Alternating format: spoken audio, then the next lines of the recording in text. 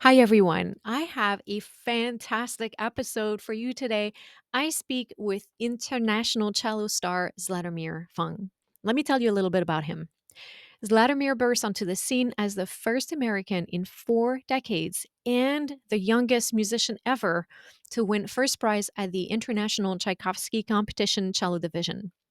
Subsequent accolades, critical acclaim, and standing ovations at performances around the world have established him as one of the preeminent cellists of our time, astounding audiences with his boundless virtuosity and exquisite sensitivity.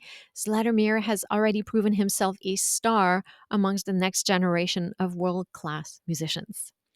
In the 24-25 season, he gives recitals in New York City, Boston, and St. Louis, and performs the complete Bach cello suites at Mechanics Hall in Worcester, Massachusetts, and Arcata, California.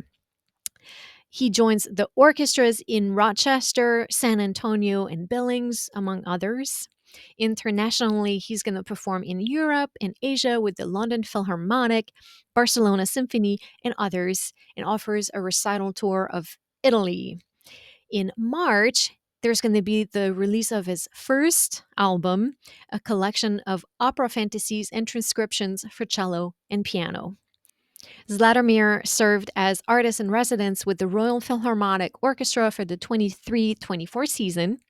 His recent debut appearances include New York Philharmonic, Cleveland Orchestra, Orchestre National de Lille, and BBC Philharmonic, as well as Baltimore, Dallas, Detroit, Seattle, and Kansas symphonies. Zlatomir made his recital debut at Carnegie Hall in 2021 and was described by Bachtrack as one of those rare musicians with a Midas touch. He quickly envelopes every score he plays in an almost palpable golden aura. He was a Borletti Buttini Trust Fellowship winner in 2022, and he joined the faculty of the Juilliard School this year as cello professor. We had a really insightful and inspiring conversation. He talked about discovering the cello at the age of 3 and the entire journey that led him to today, performing all over the world and teaching at Juilliard. We talked about building a foundation with basics to finding flow on stage. We talked about balancing the demands of a music career and composing, and his wisdom on maintaining mental clarity, embracing challenges, and cultivating joy in every performance is something that you have to hear. I know you're going to love this conversation with Zlatomir. Please let me know here below in the comments what your favorite insight was, what it brought to you. And if you have any question about anything and you would like to reach out, don't hesitate to go over to mindoverfinger.com for all sorts of resources on building your music journey. Let's go to the show. Zlatomir Fung, it's so great to have you on the show. Thank you. Thank you so much for having me. Zlatomir, you're the youngest to win the Tchaikovsky competition back in 1999. You're playing all over the world. I think you're doing the complete Bach cello suites and concerts very soon. You're an advocate of contemporary music. You have a debut album coming out very soon, right, in January. And you're also on faculty at the Juilliard School. Can you share with us the journey of getting there, how your artistic path has unfolded? Sure, certainly. So I was born into a family of mathematicians. Both my parents studied pure math, and I have 3 siblings, and I'm the second oldest. And at some point in our lives, we all played a musical instrument. Um, and my older sister, who's 3 years older than me, played the violin. And I started to play the cello when I was about 3. And at the time, my family was living in Corvallis, Oregon, on the West Coast. And there was a wonderful cello teacher in town who became my first teacher. Her name is Anne Graby. And I studied the Suzuki method with her for, I think, close to 7 years, or Mm. 6 years, 6 or 7 years. And that's how I got my start with classical music. And then I think I got more into playing the cello and studying the cello as a craft and collaborating with people in more serious settings when I was around 12 or 13. That's around the time when I started going to summer festivals and playing a lot more chamber music. And yeah, since then I've just been, I've been chugging along, practicing as much as I can and doing different projects. And yeah, I'm very lucky to be where I am today, and I'm very lucky to be able to say that I have a life in music. Mm. So that brings me a lot of gratitude every day. Thanks for sharing this. Yeah, I would say you've been trugging along fine for sure. I've loved following you on Instagram. I mean, first of all, your playing is so wonderful, but I've loved watching all of those videos of your process, of how you practice, how you prepare with us. And one of the things that I would love to hear from you is how you balance practicing the basics with all of the performance repertoire that you have to, keep on the back burner or the front burner. Definitely, definitely. So yeah, I think my love for like the fundamentals um, was really instilled by one of my most important teachers, Richard Aaron, and he was always drilling me and my fellow students to practice scales and arpeggios. And he has these very elaborate warm up routines that he compiles from different sources, like different etudes and studies that other cellists have written. And I was always really intrigued by that, and I found the systematic quality of it quite stimulating and inspiring. Um, so today I still try to begin every session with the cello in that way, sort of just connecting to the fundamentals of what it means to be a string player, which for me is sense of physical contact, a physical Mm, relationship with the string, feeling that we're very lucky as string players to have this kind of philosophical and really intimate relationship with our sound where we really can manipulate every aspect of it, and it can pour directly from our bodies with really no intermediary action. So that for me is kind of that's a touchstone for me in my practicing. And I feel like that sense of connection, that sense of just like unity with the mm, instrument, feeling like it's an extension of me. That for me is like the most important thing to establish at the beginning of my time with the instrument every day mm. before I move on to things that will be more demanding, but where I need to maintain that sense of connection.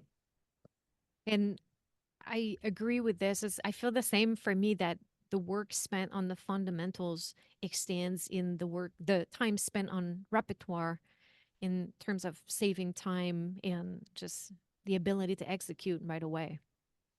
Yeah, absolutely.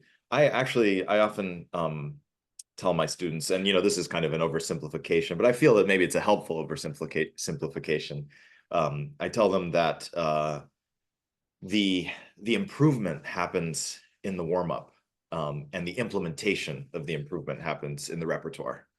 So, like if you're working on something like, let's say, you're working on your intonation, or you're working on developing a better legato in your bow changes, that's something that you can really work on in very simple exercises like scales and arpeggios, exercises where other difficulties, other aspects of the playing that are present are less challenging. So you can really focus on um, the simple goal that you're trying to address, and then you implement that in the more complex repertoire that you play. So that for me is sort of like my approach to thinking about improving aspects of my playing and my practice. I love that. I cheated a little bit for this interview. I reached out to a former client of mine who's a big fan of yours. And I asked him if he had any questions for you. And he sent me something that I really love because one of the things that come up for me comes up for me when I listen to you play is that everything feels or looks so easeful. And that his question was centered around that. So I'm going to pull it up and read. He was talking about how You did these videos on Instagram about the 60 études du jeune violoncelliste de Feuillard, and it's good for me that I can pronounce this the right way. Where you were showing how you work on those fundamentals, on these etudes, and how you demonstrate them with musicality, clarity, and above all, ease. So I think that we can all perceive that from your playing.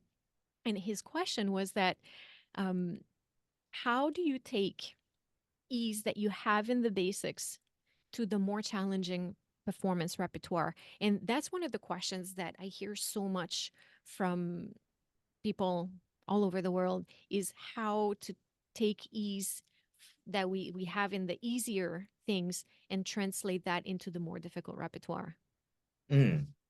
Yeah, well, thanks. I really appreciate that question. And I'm grateful to all my followers on Instagram that enjoyed that project, because that was kind of it was a funny project for me. It was like a passion project. Those 60 etudes are like some of my favorite short etudes, warm-ups for cello, because they're each no longer than like 3 or 4 lines. They Mm. last like under a minute, but each of them is very targeted and very specific. And I did that project, I guess it was like more than 2 years ago at this point. And it was supposed to take me 60 days because I wanted to post one etude a day. But then, like halfway through the book, they started getting harder and I had to practice them more. So it ended up being prolonged to like 9 months or something. So anyway, I was grateful to all my followers for their patience. But yeah, that question of like the ease in the basics versus like the more challenging stuff. I always feel like, um, I guess for me, one of the most interesting ways that I've come to think about complexity in the music that we play is like I remember I once had this thought that like nothing is really hard in isolation. Things become challenging when it's just a lot of simple things that are all together at once.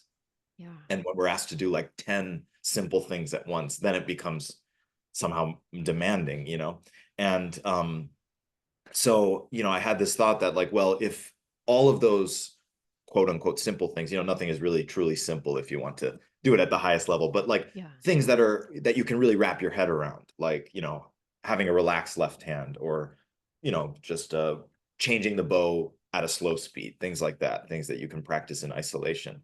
If we can really develop a sense of true comfort with those um, building blocks, with those small units, then and then in our practice gradually combine them like in a kind of a combinatorial way. So like if we're first practicing a scale where we're thinking just about bow changes, and then we practice a scale where we're thinking just about intonation, then the next step is to practice a scale where we try to think about both of those two things. And then ultimately when we play music, they're like 10, 11, infinite number of things that we have to hold in our minds, and some of them are more in the foreground than others. But having a really strong basis for all of those and having a relationship to all of those building blocks, I feel gives one a sense of confidence and comfort in approaching a more challenging work or Mm. challenging passage. So for me, like when I'm dissecting a very challenging work of music, or I'm learning something for the first time, I always try to approach it from that angle, where I ask myself, what are the simple aspects that I can first isolate and then work on? And then how can I build this back up to its full form, which is, complex, but actually just a lot of simple things stacked together. So, Yeah. I love that. Yeah. One of my favorite concept in teaching and coaching is that idea of beginner's mind and monitoring these fundamentals. And I feel that it's true, right? If we're struggling with a passage, I think that a lot of time our instinct is to go look for what's complicated, and we forget to actually go back to the basics and how's my posture? Am I breathing? Things like this. So right. I love what you're sharing about this, paying attention to these fundamentals and the things that are simple or appear simple, and yeah, to combine them together like this. You have a really busy performance schedule. And I would love to hear what that preparation looks like for you, especially when it comes to the mental well being and that psychological preparation that goes into showing up on stage. Definitely. Yeah, so, for me, it's everything is really just a a work in progress. And I always tell my students too, it's like, I have such a great time, sharing my thoughts with them, but I always remind them that, like, whatever I'm saying is just what I'm grappling with on my own. I personally find it, really, it's a very stimulating challenge, but it's very challenging to always, or to feel like every time you show up on stage, to really give your best. And but I feel, there's so many complex feelings about that, because it's also, there's so much gratitude for being able to play as frequently as I do. And I know there are a lot of people that would really love to play as much as I am having the opportunity to play. So feel, like I want to make the most of it. And yeah, for me, the challenge, actually, one of the things I've been working on recently is, I guess, getting a little bit more, a little better at planning in advance, like in my preparation, because there have been a couple of close calls in the past couple years where, I kind of, for one reason or another, perhaps overcommitted myself in terms of the amount of music that I had to prepare in a short period of time. And I found myself toward the end, like, either just totally burnt out, or feeling really underprepared, which is, a really unfortunate feeling to have, where you feel like you just didn't have enough time to put in the work that you wanted to, and it wasn't up to what you felt that you could do with that particular piece, or that particular opportunity or whatnot. Um, and yeah, so for me, like, there are two aspects of that. One is, like, sort of learning how to more, um in a healthier way, set boundaries about, like, what kinds of things I'm accepting, and, like, not overcommitting myself. But then also just about looking ahead and thinking about, okay, how do I'm preparing for the concert that's this weekend, but maybe I can spend, just 20 minutes a day on the concert for next weekend, because it's a piece that I don't know as well, or it's a piece that I've never played before, which is something that I always find particularly challenging. Um, so yeah, that's something that I've been working on recently, and it's still a work in progress. But I think the past couple months I've been doing a little bit better than I have been in the past. So still working on it. Yeah, planning is really important. How about the that like psychological aspect of things? Yeah, like, well, that question reminds me of something interesting that I've actually been struggling with, um, the past year and a half. It was something that was pretty new to me, and it came as quite a surprise. It actually happened, uh, last summer, when it was in one of those very complex periods for me, where I was playing kind of a lot of different repertoire, and I had to prepare a lot, and I was practicing a lot, and I felt like I was really, trying to give all of myself to the project. And then when the performance came, I had this very, unusual, it had never happened to me before, where in the middle of the performance, I started to have, like, intrusive thoughts that were taking me outside of the music. Mm. And I in the past, had performances where I was, let's say, distracted, or I felt like I wasn't quite there, maybe half there, and that's always a unfortunate feeling. But this was different, because this was somehow, like, almost malicious. Like, it was like a Mm. part of me was like basically trying to talk to me and say, like, you can't do this, you're unprepared, this, it's not enough for you. And that was a real, I think that was a really pivotal moment for me in my relationship to the way I um prepare for performances psychologically, because I started worrying, like, well, what if I'm never able to, play a performance again without having these thoughts? Like, what if I'm constantly going to just be having this internal dialogue that's taking me out of the music? What if I can never get into that flow state, which is, for me, the reason to be a musician? Like, when you're in that loving state where it's just time, there's no sense of time, and it's just the experience of the music. So after that, I started, I had to, well, I feel like this was a positive step for me, but I started doing, like, a meditation practice before every performance. And uh that was a very, I think now that's a very important part of the way that I relate to every performance I give. Just like feeling like I have a little bit of time to myself on the day of the concert to really clear my mind and let myself just exist for a little bit. Um, and since that initial scare last summer, I've had performances where I've had, again, like sort of unfortunate things that have taken me out, but I've also had performances where I really was in the flow for the entire time. And so I feel now that I have, this relationship to my performance where it, like, getting into that flow state is also a kind of a practice for me, Mm, where it's like every time I step on stage, I'm really trying to do the best I can with being present throughout the entirety of the performance. So mm. yeah, that's been a challenge for me recently, but very stimulating. Thank you so much for sharing this because I get the impression that it doesn't matter who you are and how big your career is. I would say that a lot of us experience this, but it's still something that we don't talk a lot about. And therefore, it's very isolating if you feel like you're the only musician with intrusive thoughts.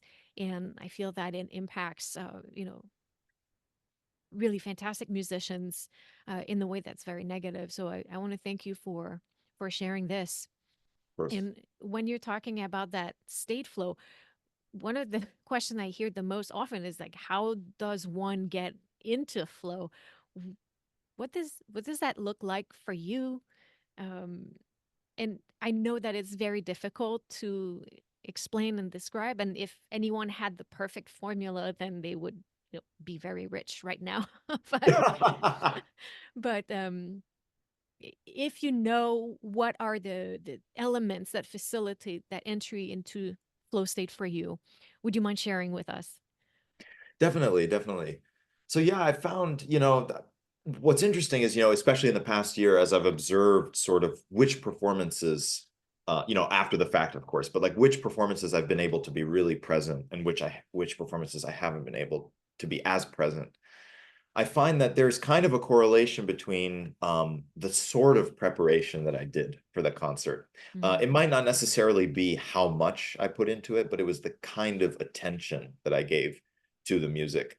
And so, if I had to sum up like what I feel for me personally helps me get into a flow state, it's a kind of preparation and practice that really prioritizes like a curiosity and a great attention to detail about a lot of specificity, like specifics of what's happening in the music. But also at the same time, like that you have that curiosity for how the music is unfolding before you, that you're simultaneously participating, but then also experiencing, observing, and listening. And that's kind of, I feel like that being pulled in those two directions, or it's not really a pulling, but it's sort of like the mutual, the coexistence of those two states is sort of what allows us to get into that I would say like an altered state of consciousness because typically when we're just out in the world, we're either very in our head thinking about something and not paying attention to what we're seeing or hearing. yeah. Like my example is like if I'm walking on the street in New York, I'm tuning out, what's maybe I'll occasionally watch for traffic, but like I don't want to focus on the street noise, for example. Or like we're very attuned to like what's going on and that's all that's happening. But like when we play, there's somehow that dual awareness where we're extremely here in the heart and the head, and but then also there's a part of us that's outside of ourselves observing. So yeah, just going back to the point I was making about attention, like the way that I practice, if I feel like I'm truly if I have a lot of moments in the music where I have aspirations for how I want it to be, like or a certain kind of emotional connection, like to say to myself, like I really love this moment, I want to express this kind of feeling here, or I really want to go for this, those kinds of things, and then to have sort of a roadmap in in your internal experience of playing through the piece, performing the piece, where you're it's like an abstract journey where you're constantly finding your attention is being drawn to different things that are exciting. I feel like that's the recipe for like for me for having a real sense of flow in a performance. Mm, mm. I love that beautiful relationship between the execution and the experience, where I feel that when we're tuning into how things are unfolding, in a way we're releasing control. At the same time, we're fully in control because we're executing it, but Right. there's a part of us that releases perhaps the unnecessary control. I think that's what I'm trying to say. Yes, absolutely. And you know that feeling of like simultaneously, you know, doing it and being in control, but also letting go and allowing Mm. yourself to just experience. I feel like there are different levels of that. And you know, like in my life as a musician, maybe only a handful of times I've ever gotten to a place where I truly felt like that it was the full freedom of, you know, what could be possible. So that still for me is like a goal. Like I want to get there more often, you know, but it's challenging, you know, because there's so many different the mind is so complex and there's so many different ways that one can obstruct oneself from achieving that place. So yeah, it's an ongoing journey. And I love what you just said too. Yeah, there's so many ways that we can get in our own way. And I think that sometimes it's because we are looking for answers outside of ourselves. So it would be easy for someone to listen to what you just said and try to replicate for themselves. As I think what one could do is use what you said as an inspiration to fuel an inner journey. Again, using your words, to discovering what all of that means for them. I hope I'm Yeah. making some sense.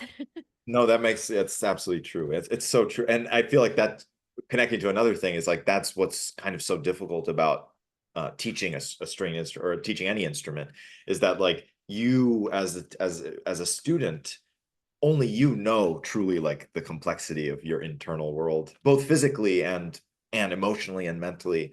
So like to be too prescriptive as a teacher and say like, oh, you know, I think you should be feeling this. It's like I'm always a little cautious of that. I always tell my students like only you really know what's going on, you know. So like it's your responsibility to try to get to that place of freedom, like either with their tension or with their mindset. Yeah, and it's so, but that's what makes it so fascinating because everyone has a different journey and process with that. Yes, 100%. Another topic that I was curious to brush on with you a little bit was the uh, kind of related to what we are just talking about is having a career where you're performing or traveling so much. How do you maintain that optimism, the positive attitude while navigating these ups and downs of a career in music? Mm, yeah, it can be challenging. You know, there are lots of I would say that there are ups and downs, and as I was saying before, you know, not every concert I think can be like a thousand percent, but every concert and every performance, every practice session can still teach you something. One of the things that I've tried to use as inspiration is this idea that like every mistake is actually just like it's trying to tell you something, you know, like so like before I used to get really upset if like oh I missed that passage in a performance, you know, and I feel like well why did I miss that, did I just not practice it enough?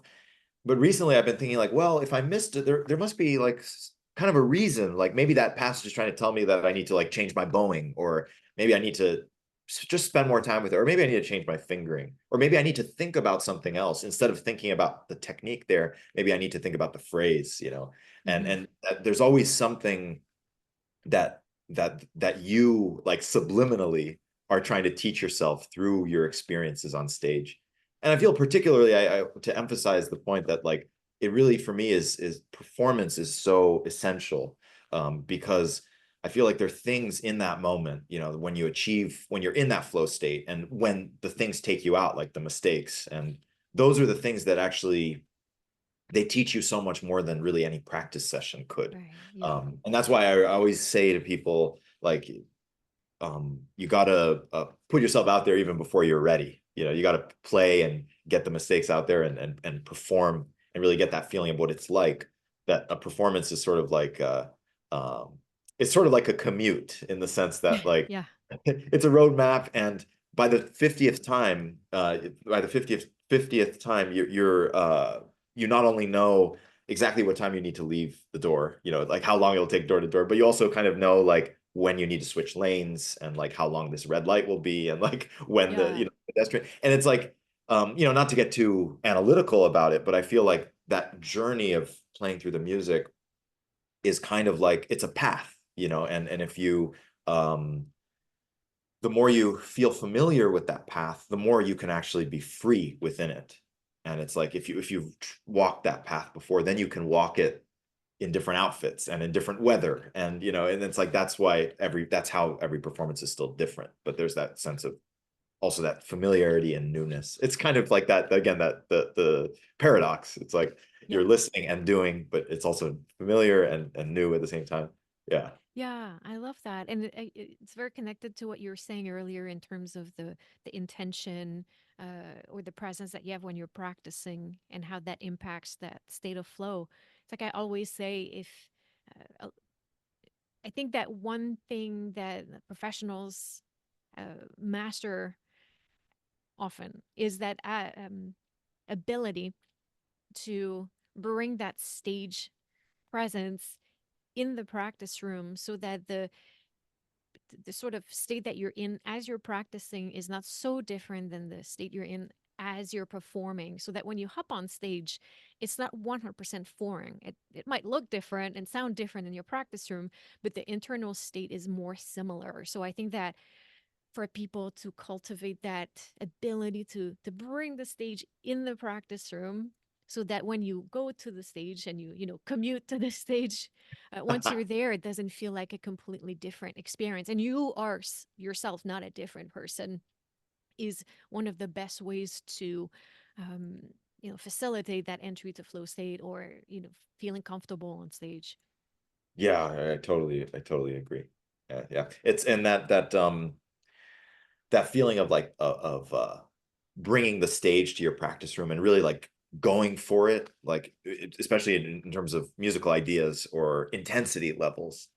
I think that's so important. Uh, I find that like unless I've really practiced it even further than I plan to go on stage, somehow then it doesn't feel as confident on stage. But if I feel like I go like 150% with one musical idea, or if with the tempo or with anything that I'm trying to really make uh apparent, like trying to get to come across, then being on stage I can just feel free because I can kind of relax into what I've rehearsed, with that. Yeah. Yeah. Yeah. So it's to bring that in same level of intensity, if not more, inside of the practice room. And then Right, on stage, you just let it happen. right. Yeah. Let go a little bit. What does that look like a little bit? We were exchanging emails before this interview. And one of the things that you were mentioning is like building a career in the art. What does that look like for you? Because I feel like the landscape is very different now than it was 20, 30 years ago. And like finding balance between meeting the demands of the business, but also keeping your creativity. What does look like for you? Yeah, yeah, it's a changing world, I feel.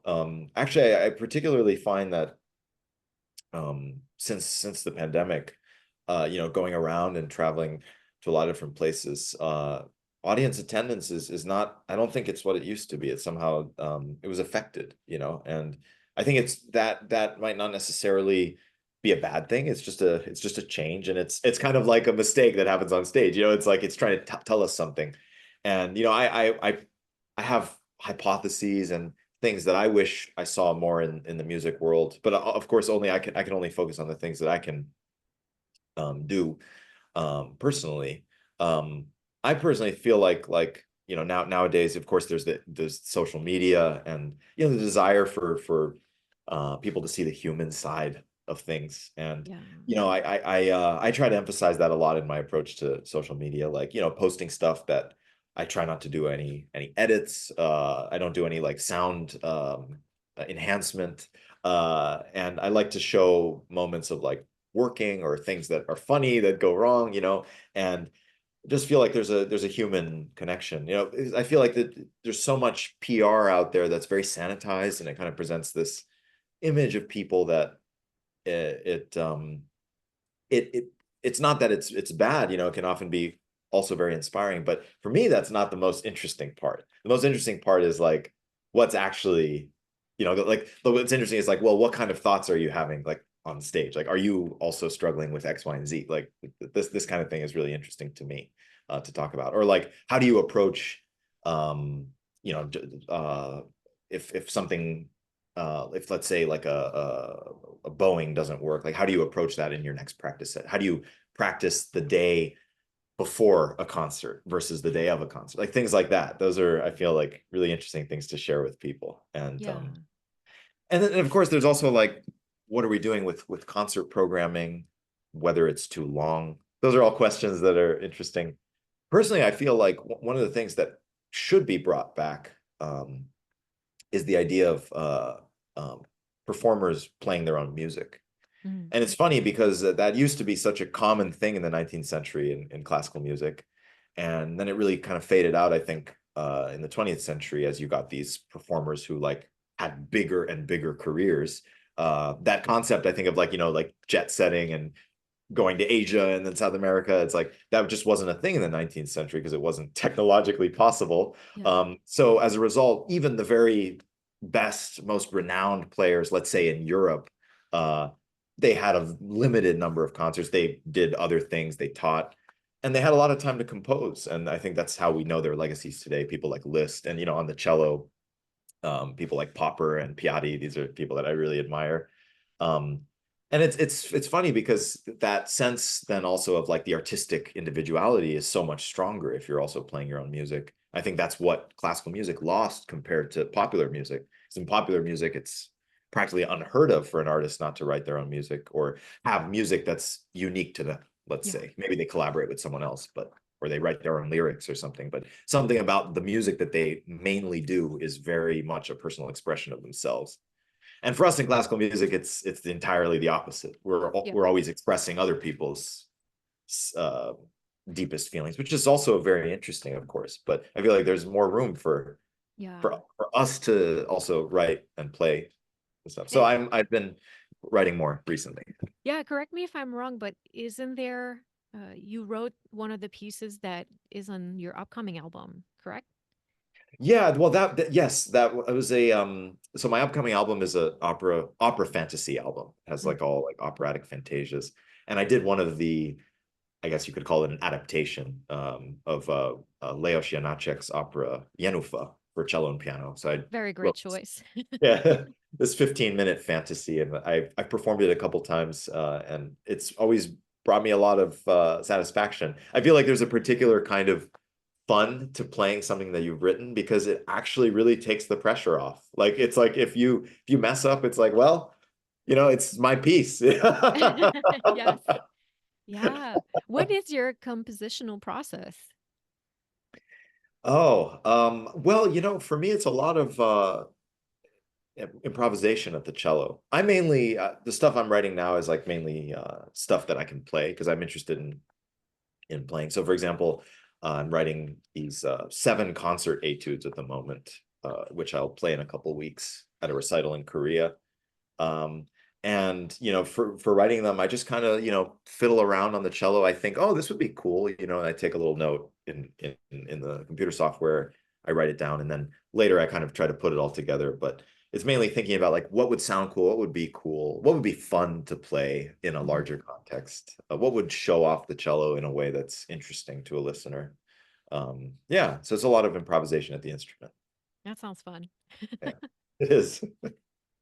Vladimir, you're so inspiring. It's so great to hear you. I have a few rapid fire questions before I let you go. Sure. I'm curious, is there a thought or a belief that maybe has changed your life, or maybe a thought or belief that support you as you're going through this journey?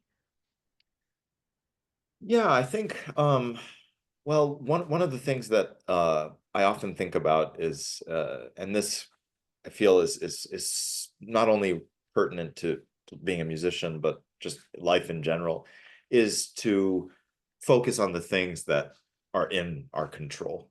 Mm. So like and that extends to so many different aspects of life. But like, so for example, sometimes you show up to a concert stage and like it's freezing or something, like, and it's like, or it's like super humid and your cello is sounding terrible or something, like these are all things that are like outside of your control. So like we focus and we work and we love what we do, but in the context of things that we can control. So that's like our mindset and the time we put in, and the devotion and the love and all those things. So Mm. I find that having a relationship to that has has helped me sort of feel a little more sane in, with everything. 'Cause it's so I like easy to get that. worked up about stuff that you wish were different.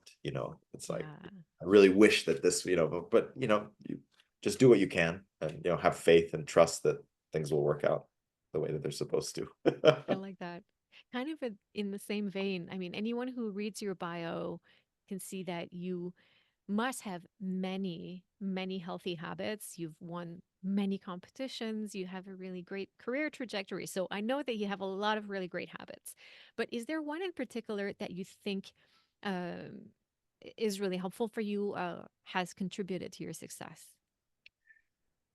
Ooh, I'm gonna be a little bit just like standard on this one. I think that one of my best habits is that I really prioritize sleep.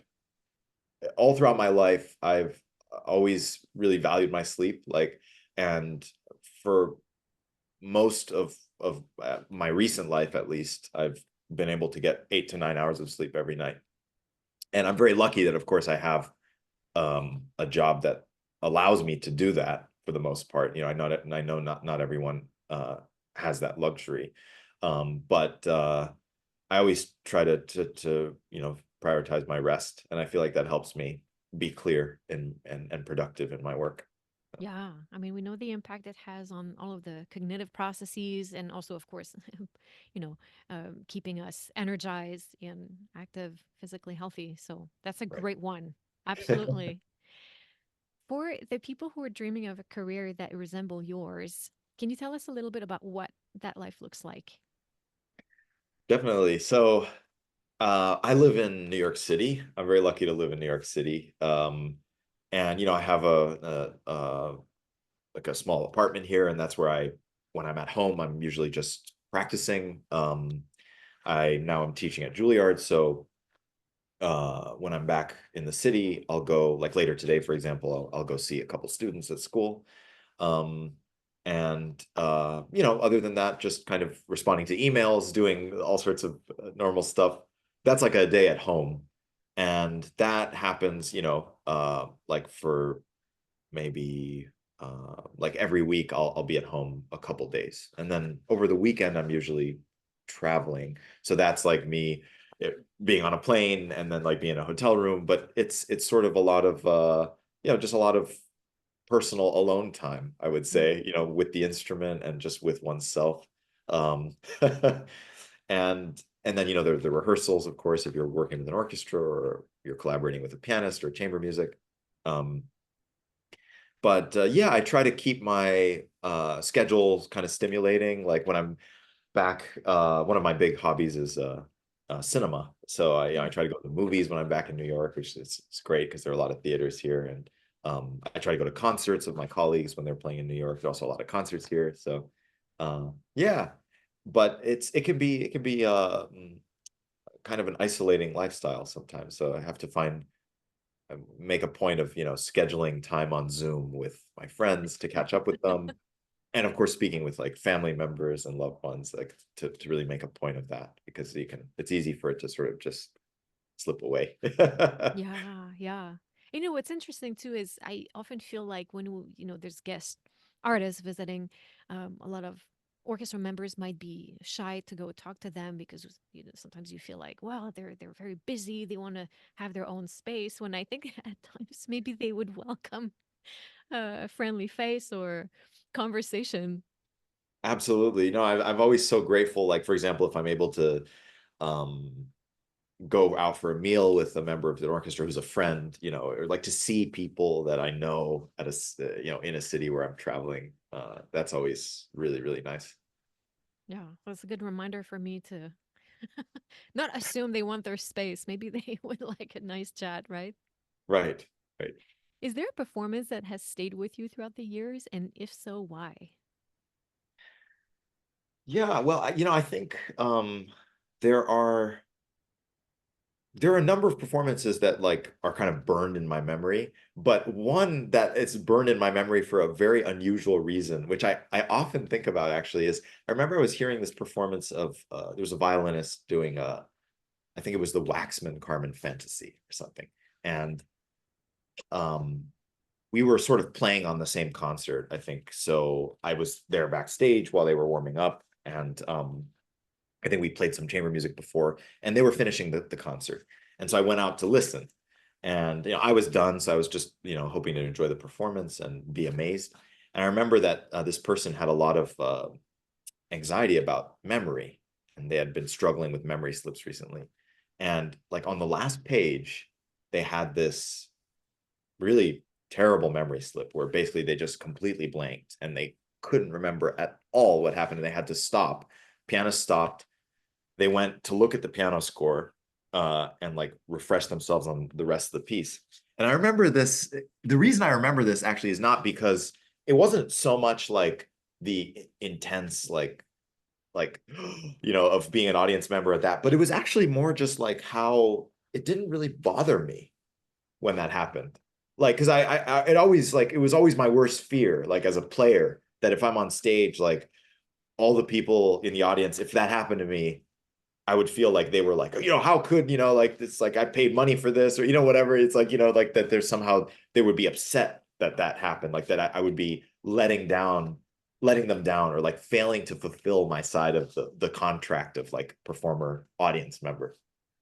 But I remember feeling that it just really didn't bother me, and it was actually fine. And they finished the piece, and they got a standing ovation, and it was a Mhm. very memorable performance. It was actually a fantastic performance. They played it extremely well, and so that was kind of a funny moment for me. And and now like in general, when I listen to concerts and things happen, it really doesn't bother me. And I try to have that same kind of attitude as a performer, because it's so hard for us to put ourselves in that shoe, in those shoes where we're not as bothered by things going wrong.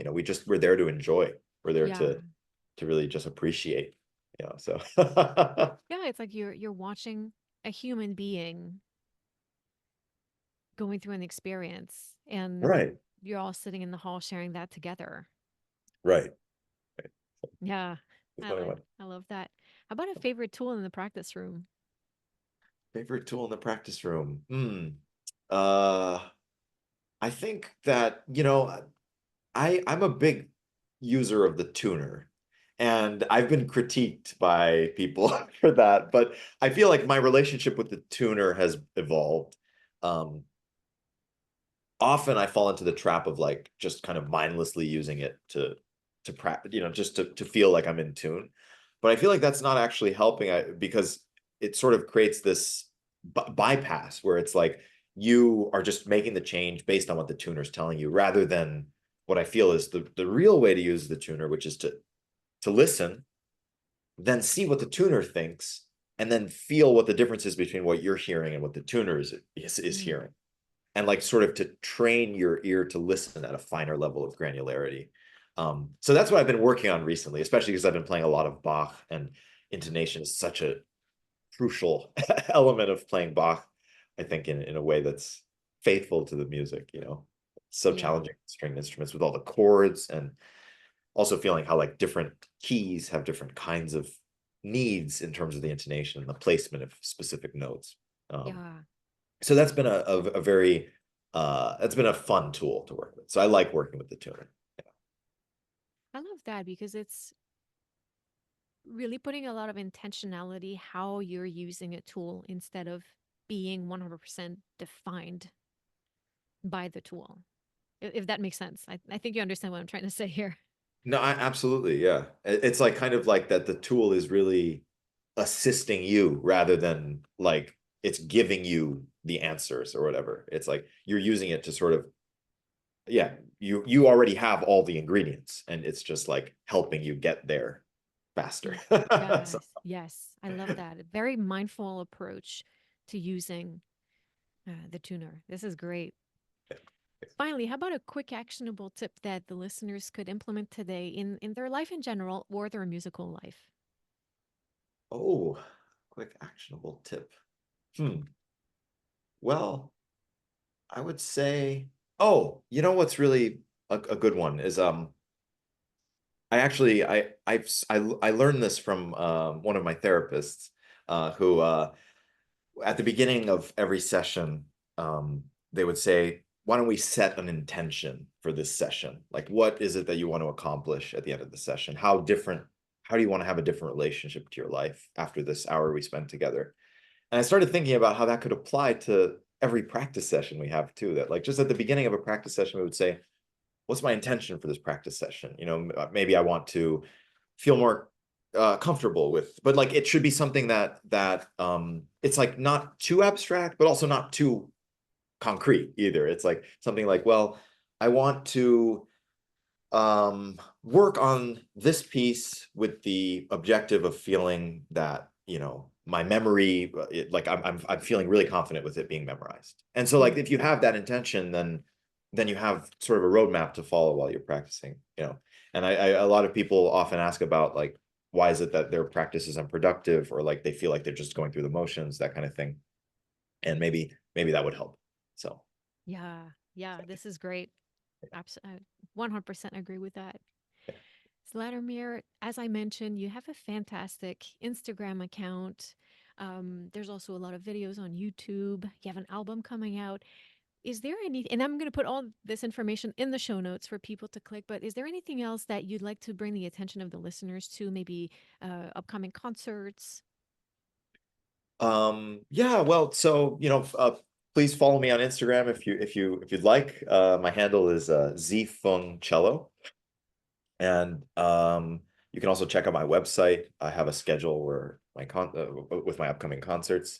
And my album is forthcoming. It was supposed to come out in January 2025, but it actually was delayed to March 2025. But it's coming. It's coming. And yeah, and I'm working on the box suites now, and I'm writing these 7 etudes for solo cello, which hopefully maybe early next year I can self-publish on my website. So I do hope to be doing more, like sharing more of the stuff that I'm writing. Yeah. So maybe you can look out for that if you're following me. Thank you. Yes. Can't wait to hear your music. Thanks. Vladimir, thank you so much for this conversation, for providing the listeners and myself with so much inspiration and insight and wisdom. It's such a pleasure speaking with you. Thank you so much for having me. Really appreciate it. Hi, everyone. I have a fantastic episode for you today. I speak with international cello star Zlatomir Fung. Let me tell you a little bit about him. Zlatomir burst onto the scene as the first American in 4 decades and the youngest musician ever to win first prize at the International Tchaikovsky Competition Cello Division. Subsequent accolades, critical acclaim, and standing ovations at performances around the world have established him as one of the preeminent cellists of our time, astounding audiences with his boundless virtuosity and exquisite sensitivity. Zlatomir has already proven himself a star amongst the next generation of world class musicians. In the 24-25 season, he gives recitals in New York City, Boston, and St. Louis, and performs the complete Bach cello suites at Mechanics Hall in Worcester, Massachusetts, and Arcata, California. He joins the orchestras in Rochester, San Antonio, and Billings, among others. Internationally, he's going to perform in Europe and Asia with the London Philharmonic, Barcelona Symphony, and others, and offers a recital tour of Italy. In March, there's going to be the release of his first album, a collection of opera fantasies and transcriptions for cello and piano. Zlatomir served as artist in residence with the Royal Philharmonic Orchestra for the 2023. Zlatomir served as artist in residence with the Royal Philharmonic Orchestra for the 2023 and 2024 season. Recent debut appearances include the New York Philharmonic, Cleveland Orchestra, Orchestre National de Lille, and BBC Philharmonic, as well as Baltimore, Dallas, Detroit, Seattle, and Kansas symphonies.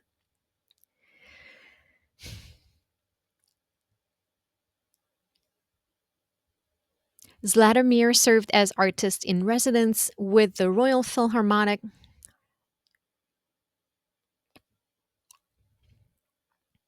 Zlatomir served as artist in residence with the Royal Philharmonic Orchestra for the 23-24 season.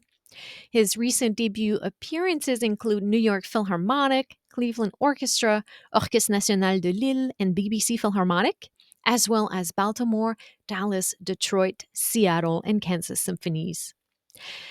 Zlatomir made his recital debut at Carnegie Hall in 2021 and was described by Bachtrack as one of those rare musicians with a Midas touch. He quickly envelopes every score he plays in an almost palpable golden aura.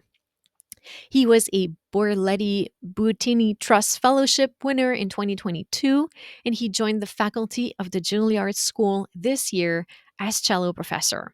We had a really insightful and inspiring conversation. He talked about discovering the cello at the age of 3 and the entire journey that led him to today, performing all over the world and teaching at Juilliard. We talked about building a foundation with basics to finding flow on stage. We talked about balancing the demands of a music career and composing, and his wisdom on maintaining mental clarity, embracing challenges, and cultivating joy in every performance is something that you have to hear. I know you're going to love this conversation with Zlatomir. Please let me know here below in the comments what your favorite insight was, what it brought to you. And if you have any question about anything and you would like to reach out, don't hesitate to go over to mindoverfinger.com for all sorts of resources on building your music journey. Have a great episode. Let's go to the show.